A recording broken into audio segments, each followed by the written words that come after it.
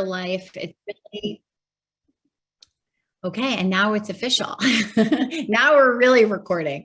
So I'll welcome everyone again. Thank you so much for joining. It's great to see you all hopping on here in Zoom land on this beautiful summer evening. If you would like to put your name and where you're zooming in from, if you're a homeowner or renter, if you want to share that in the chat, that would be, fun information to have, but, no pressure. Really glad you're here to learn from our clean energy coaches. And I just want to, thank everybody for taking this time, especially on behalf of the three sponsoring organizations, New Yorkers for Clean Power, Bedford 2030, and Sustainable Hudson Valley. So thanks everyone for being here. We are going to get started. Since we only have 1 hour, we want to be respectful of everyone's time, and it's a weeknight. So we will get going with the coaches introducing themselves. I guess just first and foremost, if you didn't have a chance to read the fine print about what the clean energy coaching program is, you can basically sign up for a 45-minute, up to 45-minute, one-on-one with any of our clean energy coaches who are really experts in implementing clean energy solutions into your life as a renter, as a homeowner, so you can decarbonize your life, your home, and take important steps to reduce your own carbon footprint and greenhouse gas emissions, and hopefully live a cleaner, more comfortable, healthier life that is also better for the planet. And our movement to transition off of fossil fuels helps to grow that house by house, person by person, building this movement. And the clean energy coaches are a really important part of that. And they can hold your hand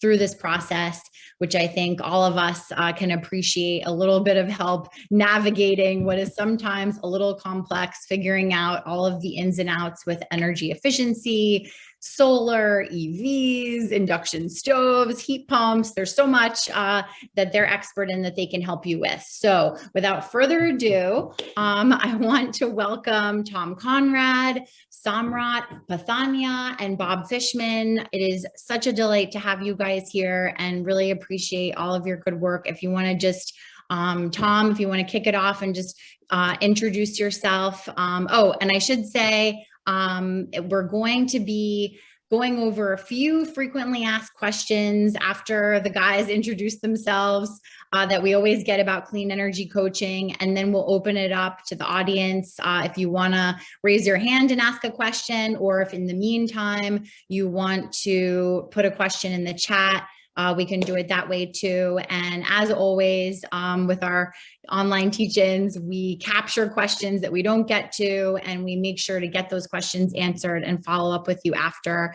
And of course, we'll have a recording and all of the great links that Amelia is going to be putting in the chat as we go along. So yeah, just some housekeeping to put your questions in the chat or save them till the end. Okay, so Tom, do you want to start off and just say a little bit about yourself before we dive into the FAQs? Yeah, great. Thanks, Betta. So I've been a coach for maybe 1.5 years for New Yorkers for Clean Power. It grew out of my work as the chair of the Marbletown Environmental Commission, where I was working with a group on helping businesses clean up, and just found that we were doing a lot of that. In my job, I am an investment analyst and hedge fund manager specializing in clean energy stocks. So I've been sort of involved in clean energy in all aspects of my life, probably for almost 20 years now. We are so lucky to have you, Tom, and everybody who signs up with Tom will be thankful because you will learn so much. You're truly a wealth of information, as is Samrat, our other clean energy coach from NYCP. Samrat, do you want to introduce yourself? Sure. So I'm Samrat. I am a public school teacher. I teach mathematics, physics, and computer science in Wallkill High School. And I do a lot of this in my classes as well, where I talk to my students about how do we transition to a fossil fuel free future And I'm very passionate about electric cars, and that's why Tom asked me to join the team. So he said, you kind of talk to people about electric cars all the time. Why don't you become a coach? And that's one of the things that I really, really enjoy doing. So I'm grateful that I have this opportunity to be part of this team and to be on this forum tonight. Thanks, Samrat. And you really got me super excited to get an EV long before I had one. So I can attest to your enthusiasm for EVs and your expertise. And both of these guys are available no matter where you live in New York State. They can help you. So you can, sign up, get an appointment for a one-on-one with either Tom or Samrat. And then if you live in Bedford or a little beyond Bedford, in the greater Bedford area down in Westchester, you can sign up with Bob Fischman, who we are very fortunate to have here also talking about Bedford 2030's great program that Bob offers. Bob, do you want to introduce yourself? Sure. Thanks, Betta. And appreciate the intro. So I've been doing energy coaching here for just the better part of the last year, and we certainly took a lot of lessons from Tom and Samrat's efforts elsewhere in the state. My background, I've long been an advocate for sustainable building and facility management, emphasizing energy efficiency and eliminating wasted energy in homes and businesses and industry. Like Tom, I have spent quite a few years working in clean energy finance with the Energized New York PACE Finance Program as managing director and compliance director. And before that, I spent a very long career in the building industry, managing all sorts of development projects from single-family homes to high-rise office and apartment buildings to colleges, universities, and K through 12 schools.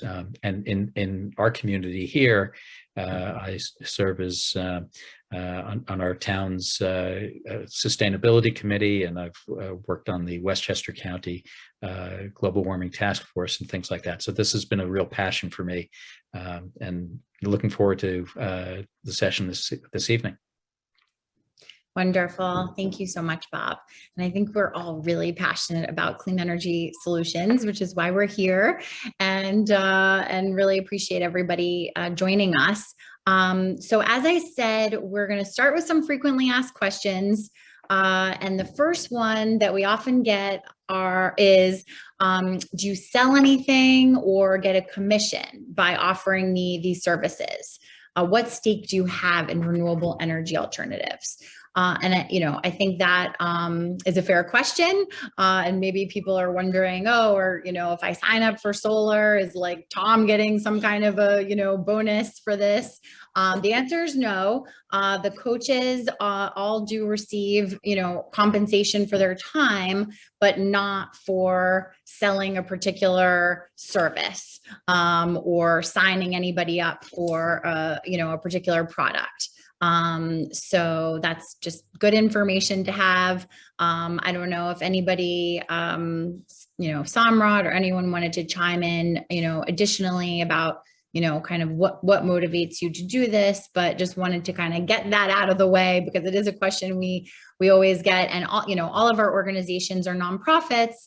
And I can say NYCP gets, money from donors and from foundations. And then we use that to, compensate these guys, which I should say is really more of a stipend, because they really, are worth a lot more. And basically doing this, I would say, is a little bit more than volunteers practice. So appreciate all of your expertise, guys. And everybody's so lucky to have this as a free service. But please, Samrat, if there was anything else you wanted to add in particular, I had a note that you might. Yeah, sure. Yeah, because I just wanted to say, because people always ask me, why do you do this? What's in this for you, right? And I think the fact that we all are here, we know why we are here.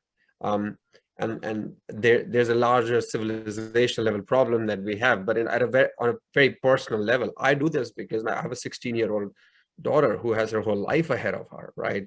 So to me, there's no amount of money that you could give me to not do this, right? That's the way I look at this, that I have to do this. This is my duty towards my daughter, towards my students, and towards my community. And we live in such a beautiful part of the country here in the Mid-Hudson Valley. So to me, it's almost a privilege that we get to do this. Very well said, Samrat. And I feel the same way. It is a privilege to get to work in the clean energy climate space. And I think many of us are doing it for future generations. So thank you for sharing that. So one big question that we often get with clean energy coaching is, I don't own a home, what can I get out of clean energy coaching? And beginning when I invited everybody to, put in the chat where you're zooming in from, if you are a renter, homeowner, that was information that we wanted to have, because both homeowners and renters can benefit from clean energy coaching in a variety of ways. But I'll let Bob, if you want to chime in, and Samrat, and of course, Tom too, but why don't we go in that order? Okay, sure. Thanks, Betta. So first off, if you're a renter, you're getting free and impartial advice on ways to reduce your energy bills. Also because, if you're a renter, the landlord owns and maintains the heating, and in some cases, that cooling equipment. And at some point, that landlord is going to need to replace that equipment, and you can make a good case to your landlord to upgrade now. There's higher resale value, lower maintenance, and you might even propose shared savings as a value proposition that's important to the landlord. I just want to add, also very recently I've heard from realtors who have reached out to me on behalf of customers who are looking to purchase homes. So if you're currently a renter, but you're looking to purchase a home, working with an energy coach can help you learn some things that you might want to look for when you're looking at a home, because some of the things that you learn will be different from the sort of things that might show up on a typical home inspection report. If I may add to that, as a renter myself, right? I've been renting all my life. I sort of prefer that. And this aspect that you're talking about, Bob, that of convincing the landlord to change. I mean, this is really powerful, because my landlord, who I'm very close with, he's bought electric cars. He's put heat pumps. Here's a heat pump right above me. You can see that this was just put 2 months ago. So they've bought electric cars. They've put charging stations outside, as in outlets outside. So I think there's a lot of power to being able to communicate to your landlord directly and clearly about the climate issue, but also just the financial aspect of this, the savings that they can have. Of course, I don't know, Bob, I don't remember if you mentioned that, but as a renter, I do pay for electricity, so I can always sign up for community solar. And that's a direct savings that I can experience without the fact that I don't have to put solar on my roof or anything. And we can always touch upon that later. But I think another aspect of like learning about all of this, which I think of it more as an educator and as a community member, as an activist, is that even if we can't do certain actions in our own lives, I think we can help other people with that. We can firstly stop the spread of misinformation. We're already seeing now that as the CLCPA, New York's climate legislation, as it starts getting ramped up, and we start working on these different projects, misinformation is being spread by the fossil fuel industry. And I think we all have a stake and all have a role in fighting that misinformation. So I think we all need to have more of these conversations, learn about these solutions, and then go talk to more and more people about this. Yeah. So true. That's how we're going to win. So I appreciate you mentioning that, Samrat. So another question that people often have is, should I start by getting solar? And what companies, do you recommend? Tom, Bob, do you want to chime in on that one? Tom, you want to go first? Yeah. Sure. So I generally don't think starting with solar is the best choice, because most of the other things you can do change your electricity usage. Heat pumps increase your electricity usage by shifting away from fossil fuels, getting an electric car. And the way the regulations on solar work, you're only allowed to put in one that's about size to your current usage. The one exception, the one time I tell people to do solar to start with, is if they have a new roof, because you really do want to put solar on your roof when it's new. Because if you don't, you have the problem of the solar lasting longer than the roof, and you'd have to take it off to repair the roof. So there's always this window of opportunity with solar, and that's the timing on solar really depends on the age of your roof. Until you get solar, you can always sign up for community solar and get some savings in the meantime until you're ready to do solar on your roof if you have an appropriate roof. Bob? Yeah, sure. So I absolutely agree with everything you say there. You know, the other thing we focus on is beginning by eliminating energy waste. You know, whatever it is you're using to heat or cool your home with, you don't want to have that literally go out the roof. So, so you want to begin by, you know, pulling in the wasted energy in the home. And that, you know, as we think about electrifying homes where solar really matters, then you also want to not oversize things like heat pumps.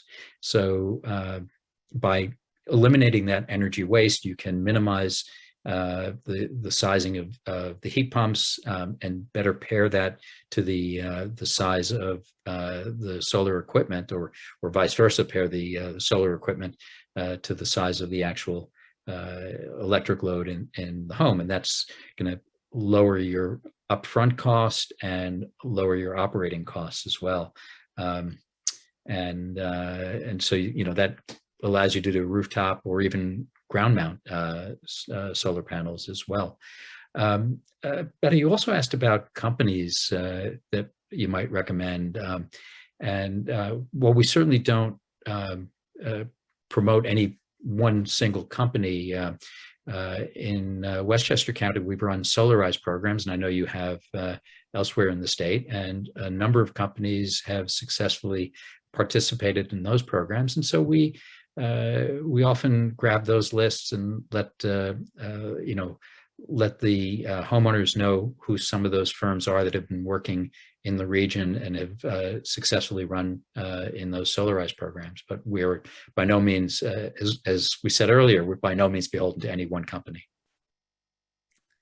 But just to chime back in, I forgot to mention, answer the company's question. There's a group purchase program that Sustainable Hudson Valley runs that I usually recommend to clients that will give you discounts on vendors for solar and a lot of these other measures. And they give a discount to the buyer. But we also have lists. It really depends on where you are, who's the best installer for anything. And so we have to sort of wait until we know where you are before we can recommend anything. And Tom, while you have the floor, can you also answer another frequently asked question, which is, how can I green my investment portfolio for people who have an investment portfolio? Yeah.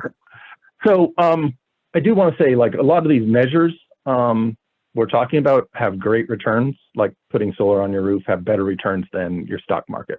So if you're trying to decide whether to invest in a green stock or put solar on your roof, if you know, put the solar on your roof. However, you can only invest, you know, for people who have big investment portfolios, the amount of investment in a home, even at the upper end, is only tens of thousands of dollars. And so there's a lot of things in your portfolio after that. For banking, there is a credit union called Clean Energy Credit Union that specializes in financing these things, and you can also use them for your banking and keep your savings there to help promote the industry. For mutual funds, there's a site called fossilfreefunds.org that allows you to analyze, that has measures of how clean various mutual funds are when you have a choice between them. And if you want to use an investment advisor on my website, altenergystocks.com, I have a list of green investment advisors. All these links, can we post those in the chat? I put them in the list in our document. Can someone copy that and put it in the chat for people? Or I could. Yeah, but those links are very good. Okay, so yeah, look in the chat for those resources. But you can grow your investment portfolio, and you really don't have to give up anything to do it. You know, sometimes fossil fuel companies perform better than the rest of the stock market, like they have in the last year or so, because fossil fuel prices have been going through the roof. However, for the last decade before that, they've been underperforming, and green companies have, you know, basically if you just take out fossil fuels, green companies have been outperforming. So there's really no cost to having a green portfolio, and it makes you feel a lot better. It also has a nice advantage that if you are an advocate, like you're on New Yorkers for Clean Power's list of political actions you need to take, when you take those political actions, you're helping your portfolio. If you owned fossil fuel companies, you'd be hurting your portfolio like that. And who wants to do that? I'd rather have a reason to go take those political actions that Betta is telling me to take. Well, it's not so much me as, you know, the movement, but but we got you, Tom. And very true.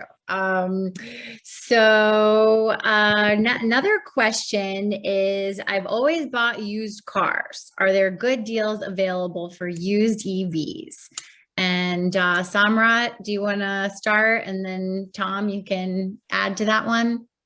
Sure. So when somebody says, I've always bought used cars, what about used EVs? The first question I ask them is, have you always bought used cars because that's how you like it, or because or you can't afford new cars? Because that's the crucial question. Like, if somebody, the way I look at it is, again, in terms of privilege, like most of the people in the world don't drive cars. And there are those of us who do drive cars, and then there are those of us who can afford new cars. So my question always is, if you have the money, if you can afford a new car, then I usually ask people to go for a new electric car, because it's adding another electric car into the ecosystem. And that's my first line of attack, so to say. Tom, do you want to talk about used cars in general? Yeah, no, so I'm actually a person who has bought a used EV. So, and I actually helped my stepson do the same. I have a 2012 used RAV4 EV. And when I bought it, it was a great deal. I think it's right now, it's kind of hard to say there's a great deal on any used car. So minus the current environment, typically used EVs have actually been better deals than used gas cars for a couple reasons.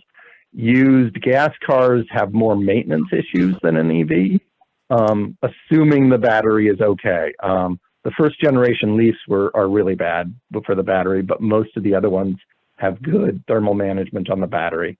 So if you test the battery when you buy it, you're probably in pretty good shape for buying an EV, and it's probably a better deal.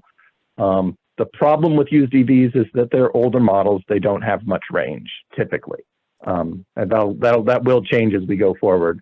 But that's part of the reason you get such a great deal. But hey, if you're going to buy a second car, which you don't need a lot of range for, the used EV is a good option. Or like your son's going off to college and you want to get him a car and you don't want him to go too far to get in trouble. Hey, there might be a benefit there. So if you're going to buy a used car, it's worth considering. It's sort of for people who want the lower range ones, and you can get a great deal to have for a second car.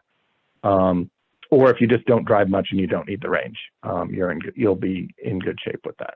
Right. And Tom, if I may add to that, I think most people sort of overestimate how much driving the capability they need, and really looking at a used EV as a second car in the family, if that's their situation, it's really perfect. It really works out, and most people really enjoy it. And then they start doing most of their stuff with that car, except sort of the longer trips. So it's really worthwhile thinking about as a lower cost option, an older car, if you can get your hands on one, especially in the current climate, and start there, and then think about a newer all electric that takes care of everything else. Yeah, another reason to buy a used car is don't qualify for the various tax rebates. If you don't pay taxes, you can't use the tax rebates like $750. But whoever bought it first gets to use the tax basis rebate, and then they're selling it to you after that. So it's a way for you to benefit from the tax rebate if you don't have the tax appetite for that. That's right. Okay, thank you for that. Another sort of related affordability question. If money's tight, can I afford to get off fossil fuels? And I'll pass that off to Bob to start. Sure, thanks, Betta. Yeah, in this period of really rapidly escalating fossil fuel costs, it's especially important to recognize the high cost of business as usual. That means, doing nothing actually costs you more. When I started working in this program, we were looking at, for example, price of oil at somewhere around $2.75 a gallon, and now people are reporting prices well north of $6 a gallon. So by doing nothing, things really do cost a lot more, and so when you start to look at the energy savings that you can get by getting off of fossil fuels, and looking at what we call in the industry beneficial electrification, getting into clean, high efficiency heat pumps to heat and cool your home, then you're really starting to see a value proposition to the homeowner that makes a lot of sense. And policies are in place today that provide rebates and tax credits, and there's plenty of affordable financing that makes this an especially good time to be investing in your home. Samrat, I think you had some thoughts on that too.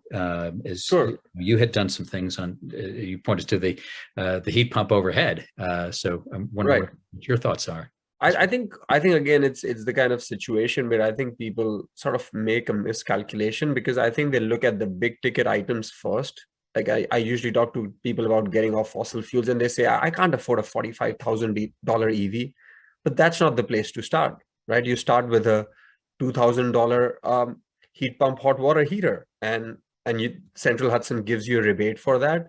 And again, I think it's sort of it's really looking at what piece you can do first, and every single piece will save you money. And I think another mistake people make in kind of doing this comparison is they don't, they should really look at replacing a fossil fuel based machine at the end of its life, and then say, okay, if I had to buy a new one, and instead of doing that, now I buy a fossil fuel free alternative, what's that difference, and how quickly can I recoup that cost? If they do the calculation that way, then it's very clear that in most cases, of course, depending on what we're talking about, 3, 4, 5, 6 years, and then essentially that thing's free. So I think that's why we offer the coaching, because these scenarios, I think people really need to sit down and talk with people like us and their community members and discuss things on a very personal basis. What is their situation, and then what makes most sense? And for most people, I think for all people, it makes sense to start getting off fossil fuels as soon as they can. Yeah, absolutely agree. Yeah. Amen. And a big part of this is the planning, right? I mean, that's something that you guys can help people with, even if they're not ready to make a purchase, but they're starting to think about it. You can help them. So, if their furnace does break, or, you know, they know that they're going to need to get a new stove sometime soon, they can start to plan and make the right decisions about where to choose those appliances, how to start incorporating more all electric appliances into their homes. And if they do, if people are starting to electrify, another frequently asked question is, do I need to consider anything about how my house is set up? You know, for instance, if you only have a 100 amp electrical service, you know, will I need to upgrade it? What about an EV charger? So as we take these steps to electrify our lives, what else do we need to worry about? Tom, do you want to start? And Bob and Samrat, feel free to chime in. With an EV charger, it depends on the EV. If you don't drive much, you may be able to get away with only a standard outlet somewhere near your EV, or if you have if you get a plug-in hybrid. For most people, a typical EV, you need 240 volts and with 20 to 40 amps or even 50 amps of power. And if you only have a 100 amp service, that can really dig into how much you have at any one time. But speaking from personally, you can get by with 100 amps. My house has 100 amps and it is now completely electric. But I have to do things like not charge my car. I can't charge my car at like a really fast rate. I can charge it sort of moderate, which is plenty for me. But I can't, in the winter when all my heat pumps are running hard, I can't charge my car and also run the electric dryer. If I don't do all those three things at once, I'm fine. So if you looked at the sum of all the things I have plugged into my house, I mean, you add the requirements of all the heat pumps, it's probably 500 amps. But in actuality, as long as I'm careful not to do those three things at once, don't charge the car and run the dryer in the winter, it's not a problem. In the summer, I can charge the car and run the dryer. But in the winter, I can't because the heat pumps are taking a lot. But you know, if you're early in the planning stage, it wouldn't hurt to upgrade. It'll raise the value of your house, and it does make installing a lot of these things easier. I did have to add a sub panel, and that's sort of, especially if you're you're having an electrician anywhere, it's probably worth it. And if you like gadgets, there's a new type of smart panel from a company called span.io that also can monitor your whole house and works better for integrating battery storage and solar and so forth. So the geeks among you who need to upgrade your panels are sort of have a cool opportunity there too. So you don't have to, but there are a lot of reasons to do it. And I would say if you don't want to watch everything and don't want to worry about it, yeah, just upgrade to 200 amps if you don't have it already. Yeah, I'd agree, Tom. That does make a lot of sense. But for people who already have air conditioning in their homes, most likely you probably already do have enough power, to be able to swap out to heat pumps, for example. You're actually running a more efficient piece of cooling equipment with a heat pump than your older air conditioning equipment. So it doesn't work quite as hard, and it pulls a little less draw on your power. And I'll also mention that if you that I actually, to your question, your point about the load center, Tom, in my own home, I put a geo system in my home some 24 years ago now, and about 4.5 years ago, I actually upgraded the piece of equipment. And when I did that, I had an electrician come in to do the work, of course, and at his recommendation, we did add a load center. It sort of cleared some space on the primary panel, and even though I didn't need to upgrade, from the system that I already had at 200 amps, it makes space on that panel that much easier. The imperative thing here to take away is have a licensed electrician evaluate the capacity and then work there. Go forward from there. Good advice. People want to ask other questions, they can raise their hand or put in the chat. One more, how can renters work with their landlords? That is an excellent question. I think some people might feel intimidated, especially if they're someone who has like a decent rent and they don't want to be a pain. I know I felt like that many years as a renter, not wanting to be a nudge. How can we incentivize our landlords to want to work with us? I think Betta, I think the key thing there is, of course, firstly, we have to know our landlords, like who our landlord is.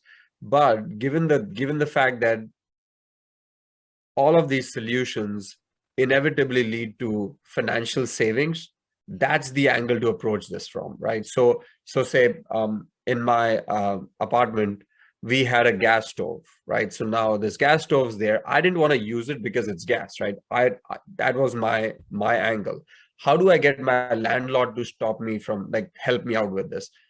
In this case, all I did was I stopped using the stove. I bought portable induction cooktops and I started using them, right? And I pay for the electricity, so he can't say anything against it. And he saw me do this, and now he's not paying for my gas anymore. And he was encouraged by this. So he said, let's just take out the stove. We took out the stove and he built me this nice little table for my induction cooktops with shelves and everything. He built it himself for that, right? For that purpose. So here's an example of somebody who clearly sees the advantage once it's happened. So maybe starting with little things like that, like seeing what's possible, or again, talking to them about, he had this propane water heating system with the hot water and everything, and he pays for my hot water. Well, I just showed him savings he would have from getting a heat pump hot water heater, connected him with an installer. We got that put in, and now he's very happy because again, he's saving money and I'm doing the legwork. So maybe that's also an approach with landlords. If the renter can do a little bit of the running around, do a little bit of the calculation, find the contractors, maybe the landlord would be more amenable to making those changes. If I can add on, Samrat, that, when you have a situation, if somebody has, say, oil or propane heat and they want to encourage the landlord to switch over to a heat pump, well, there's kind of a split incentive there, right? The landlord might have been paying for the oil or propane, and now the tenant's going to pick up the cost on the electric bill because the meter is being charged directly.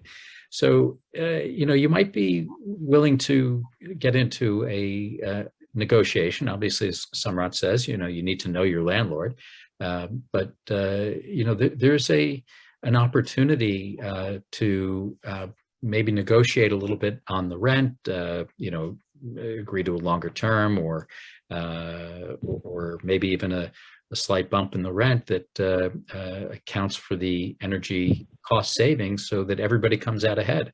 You have to do your homework on this, but I think there's there's good value in that. And the landlord, their property is improved, just as Samrat's shown on his own. So there's good reason. They just need to have their eyes opened and understand your willingness to move forward on that. Yeah, one place, I think it's, if you live in a building with more than 8 units, there's some really good incentives out there for installing EV chargers. So that's one place to call the coaches and find out about those incentives so you can share them with your landlords. They could probably practice install them for free. And then one other thing a renter can do is, I think this is very important, when you're shifting rentals, when you're going into a new rental, always ask the landlord what energy efficiency improvements they've done. Try to get old bills for them. Make them feel the pain. If you're paying the bill, that's the one time you have leverage over what you're paying. So ask, always get those old bills that the last tenant paid. find out about energy. And if enough people ask them about the energy, they'll realize, wait, if this is right, people care about this, and I can make improvements that'll improve the rent I can charge. So that's one time when you really have a lot of opportunity to influence them. Even if you don't take that rental, you can influence 5 landlords if you ask them all, when you're looking for rentals. Right. And Betta knows this very well, that there are lots of programs that New York State offers for affordable multifamily housing. Incentives that come from NYCP and the utility companies that are really targeted at affordable housing, so that the landlords have a good reason to move forward. It makes a lot of economic sense for them to do these upgrades building wide. Absolutely. And I'm so glad that we mentioned that, and the importance of energy efficiency, and even something as simple, and, it seems like a cliche to change your light bulb, but there's a lot of people who still, don't have LEDs, and, making that switch can make a big difference with your energy bill and your carbon footprint, or that of your building. So going back a little bit, this is a very good question. I appreciate that it was raised, because sometimes we are just like assuming everybody knows what a heat pump is, and a lot of people still don't know what a heat pump is. So I think, just that basic level of education, is one of the things that we're trying to do with this program, and just in general. So can somebody, I don't know who wants to start. Tom, do you want to just kind of give the basics of like, what is a heat pump and why is it, better? Can I just give a science teacher thing? Sorry, Tom. Can I do a little science teacher thing? And then you can add all the details there, right? So like I tell my students, a heat pump is essentially what you have in your refrigerator. Your refrigerator is a heat pump. A heat pump is simply a device that's moving energy from one space to the other. Now in the refrigerator, you're moving the energy from inside the refrigerator to the outside. When you put that same device essentially in your wall, what it's doing is it can move that energy from the inside to the outside, which means it cools the place, or the other way around, it moves the energy from the outside to the inside, which means you're heating your space. So that's what a heat pump is. And 2 different kinds.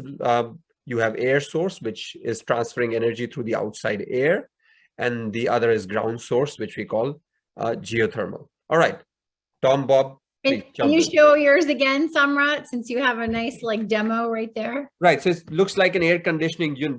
These are like mini splits. So this looks like an air conditioning unit on the inside. This can do heating, cooling, dehumidifying, all of that. And it's called a ductless system. So there's no ducting required, just a pipe that goes through the wall right there to the condenser that's outside that does the work. So sometimes I explain to people, in addition to what Samrat just mentioned about the refrigerator, how does a heat pump both heat and cool? How does it know? And I give the example that if you had a window air conditioner and you put that on in the summertime, you feel nice cold air on the inside, and you stand outside, you'll feel warm air, hot air blowing out. Well, what if you just took that and turned it around in the winter and let the hot air blow in and the cold air blow out? I mean, that's essentially the same thing. The difference is that the heat pump has what's called a reversing valve in there. So you don't have to physically take the unit out of the window and turn it around. The heat pump reverses the refrigeration cycle so that it's sending cool to the inside of the house in the summertime and warmth to the inside of the house in the wintertime. That was great explanation, guys. I don't know, Tom, if you want to add anything about heat pump, hot water heaters, or the efficiency factor. Right. I think those would be 2 other things to touch on. I don't think we need to go any nerdier than we already have on that. Okay. However, there are a couple other questions that are related that we can get to that maybe I could touch on. So a couple people asked, so the mini splits that Samrat has, that answers the Susan's question about how to shift to heat pumps from radiators. they don't use ducts. There's one in basically every room. You don't have ducting system. You basically automatically have a zoned heating and cooling system. The detail, Mariah asked, when should I switch? Should I wait until my propane boiler breaks? Actually, the time you should switch is when your air conditioner is going to break. That's the best, because they replace the air conditioner and they can also heat. So if you get them in before the boiler breaks, and they replace, if you don't have air conditioning, so you put them in when you want air conditioning or your air conditioner breaks, as long as it's before the boiler breaks. But yeah, because they're really an air conditioning unit more than a boiler. They just happen to have an extra feature that they could be called cool pumps. So if I'm going to geek out a little bit and do the nerd thing for a sec, one of the things about old air conditioners is that they're using refrigerants that are actually no longer allowed or even available. If you have an air conditioning unit that's probably more than 15 years old or so, it probably has something called R22 as a refrigerant, and that has very high ozone depletion potential and very high global warming potential compared to refrigerants that are now being used these days. So if your air conditioning is starting to fail, you're not going to actually be able to get the refrigerant to fix any leaks in there. So that is absolutely right, Tom. That's the time to do it. Another heat pump related question from Ruth. And Ruth, by the way, I saw you with the divestment question too, and wasn't deliberately ignoring, but I think for this one, we are trying to stay focused on more kind of our personal actions, not political ones, although maybe we should plan to do a future online teach-in on the bigger kind of divestment movement, because it is super important. But to drill down into your question about could heat pumps work in a townhouse complex? I'm thinking of how the cool air gets to far away houses, or must it be close to the building? Who wants to take that one? If you can install an air conditioner in a townhouse, you can install a heat pump in a townhouse. I think so, yes. Absolutely. Lots of townhouses do have central air distribution. Some have, forced air, some have baseboard heat.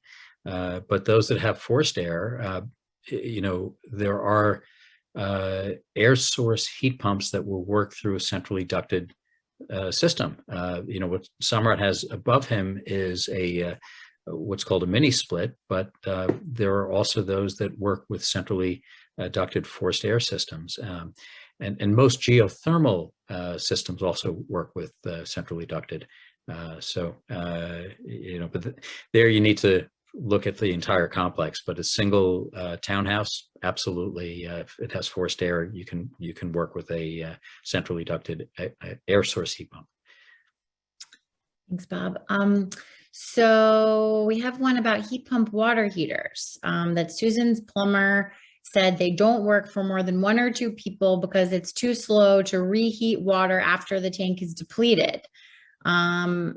I would love to know the answer to that. The heat pump hot water heater is next on our list, and my partner likes to take very long hot showers, so I want to make sure that they'll work. Can anybody chime in on that, Tom? I think this is one you've been encouraging me about for a while. Yeah. Well, I've encouraged everyone on this just because Central Hudson has such big rebates that they're pretty cost effective. For your partner, I think what you really need to do is get one that has a really large tank. So yes, they do heat slowly if you want to use the heat pump feature. The ones that are hybrid heat pumps have a backup pure electric heat, which you'd rather not use because it uses a lot. So if you have a big, just like with a normal tank water heater, the bigger your family is, the more long showers your partner wants to take.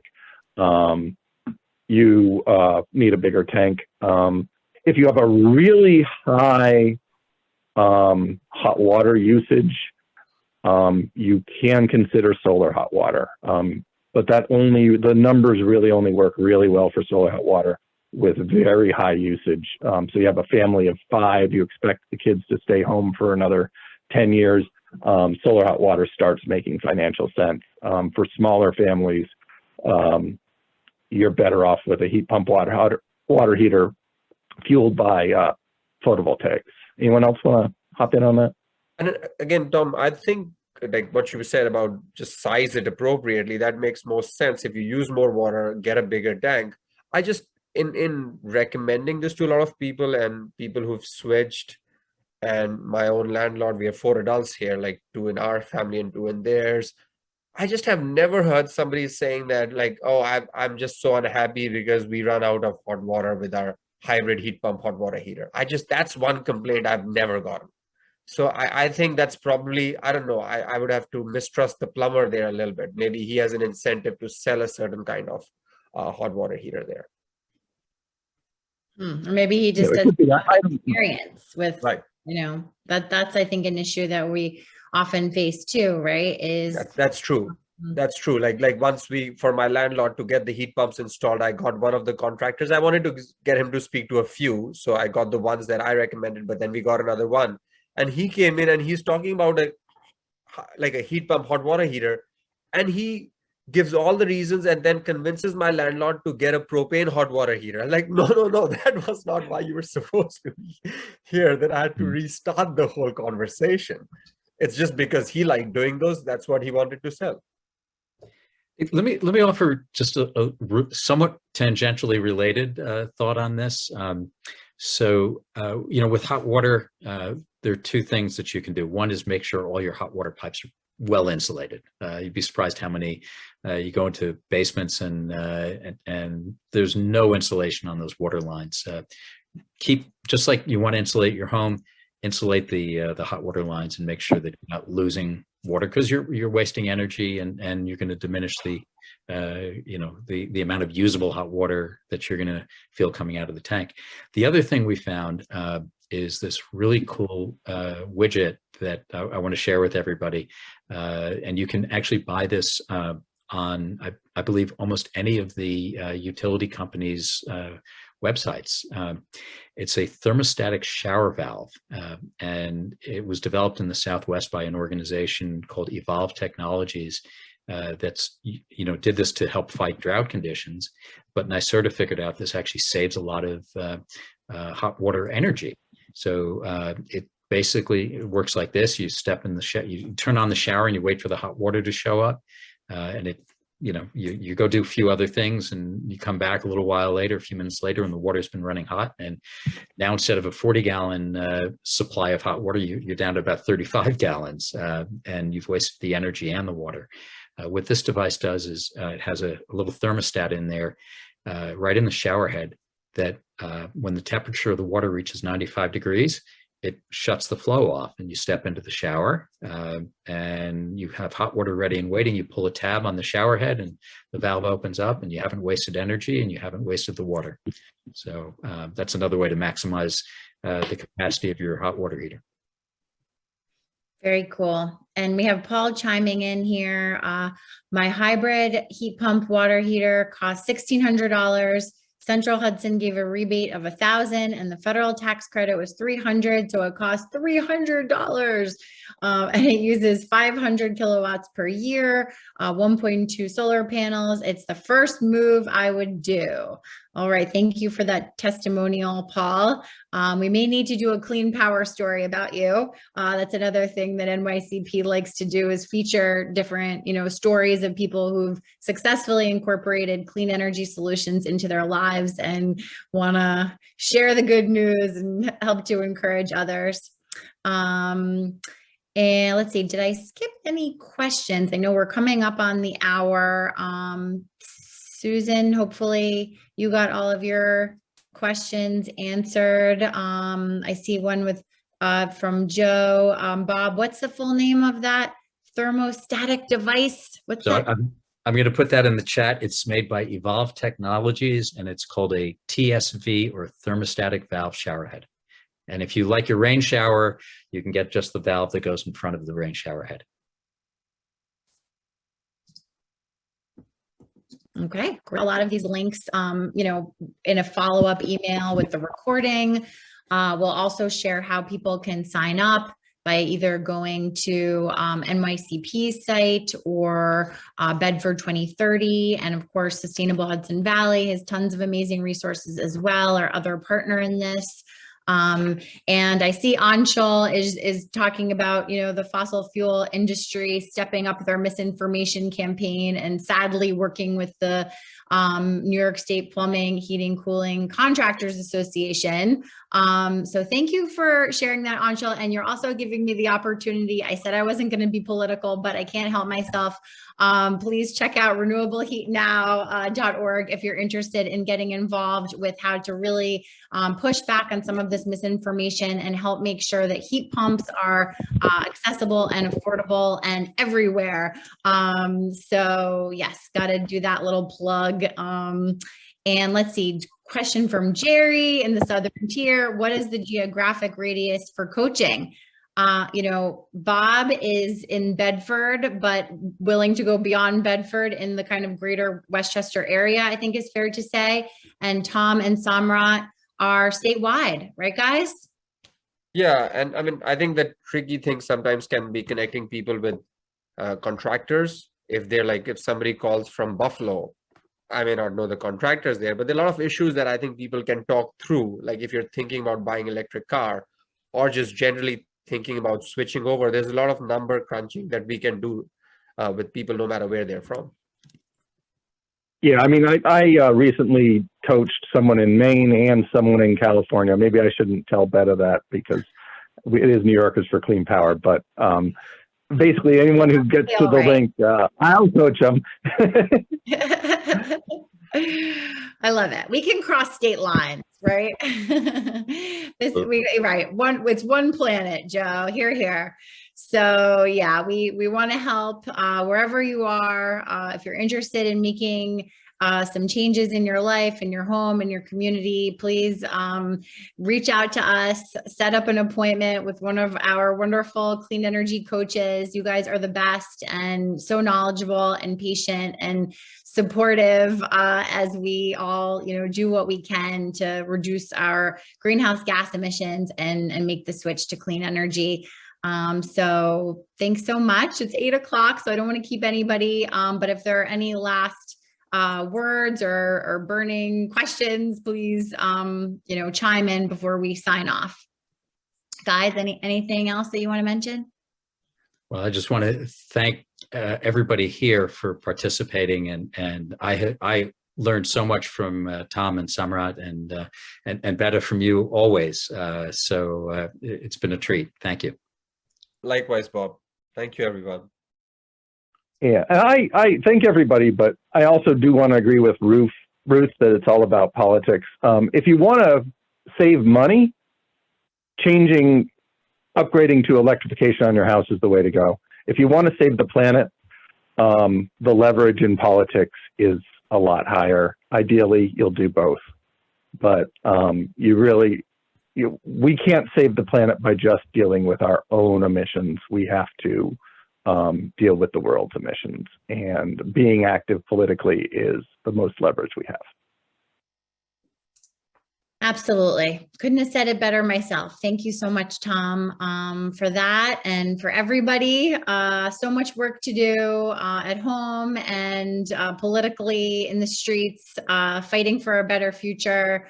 And I know we're going to get there, and appreciate everybody being a part of this movement, and hope to see you all very soon. And thanks again to Melissa and Amelia for holding it down on the back end with the tech and the links and the follow-up.